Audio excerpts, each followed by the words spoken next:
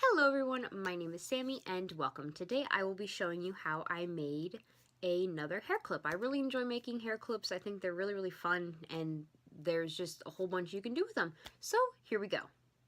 Okay, so for this project you just only need a couple things: your hot glue gun, a hair clip, and the sponge animal of your choosing. Mine is going to be a bunny, and this one should be really super easy and super simple. So I'm just going to take hot glue and put it on the hair clip very carefully, and then I'm just going to take the bunny and I'm just going to stick it on there. Alright, and then you're just going to let it dry and it's completely done.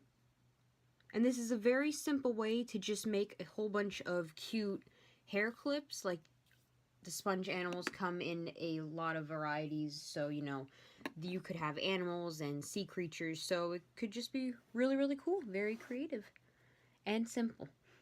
So that is how I made the hair clip. I think it is very simple yet very effective. There could be a million different possible things you could use for it, so I'm pretty happy with it. So thank you so much for watching. Please make sure to like and subscribe, and I'll see y'all next time. Bye!